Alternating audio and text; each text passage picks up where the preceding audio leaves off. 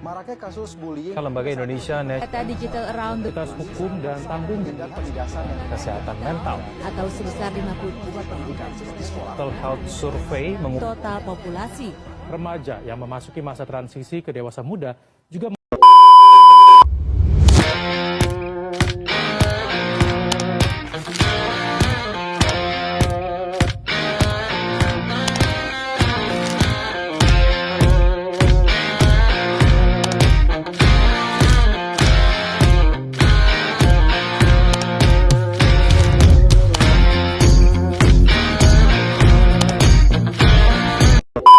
Era digital membawa perubahan besar bagi mahasiswa dengan cara belajar, berkomunikasi, dan bersosialisasi.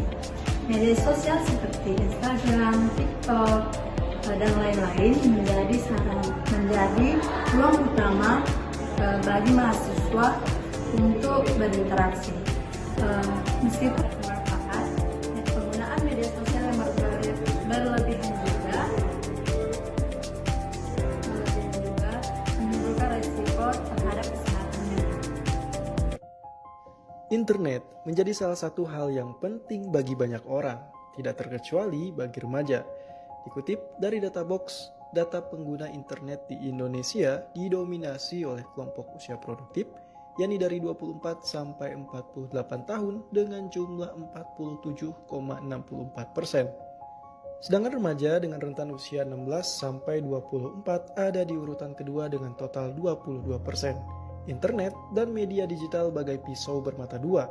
Satu sisi memberi dampak positif, di sisi lain memberikan dampak negatif. Tidak sedikit remaja yang mengalami perubahan perilaku dan paradigma yang dipengaruhi oleh media digital, terutama media sosial.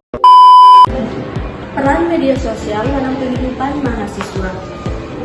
Yang pertama yaitu akses informasi lebih cepat dalam kebutuhan kuliah dan pengembangan ilmu.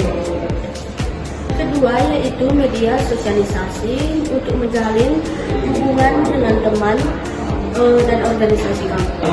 Ketiga, wadah ekspresi diri melalui video, tulisan, maupun foto. Dan keempat, peluang pengembangan karir seperti personal branding. Ada juga risiko dari media sosial. Yang pertama yaitu informasi hoax atau penipuan. Kedua yaitu ketergantungan terhadap media sosial. Dan ketiga yaitu bullying. Jadi faktor yang memperlukan itu yang pertama durasi penggunaan yang terlalu lama. Kedua, penggunaan tanpa kontrol seperti doom scrolling. Yang ketiga yaitu kurangnya literasi digital dan manajemen waktu. Yang keempat yaitu lingkungan sosial yang kompetitif. Berhenti scrolling sekarang. Lu tau gak sih, ketika lu scrolling sosial media, energi lo itu terkuras tipis-tipis.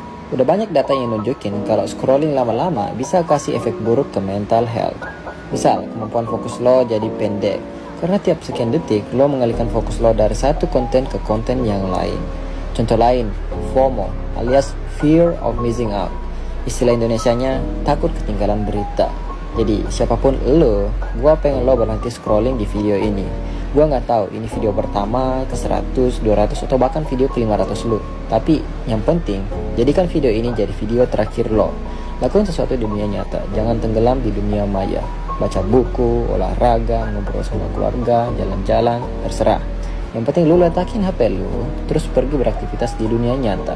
Ingat, jaga terus kesehatan mental lu dan sampai jumpa. Adapun strategi mengurangi dampak negatif yaitu 1. Kurasi konten. 2.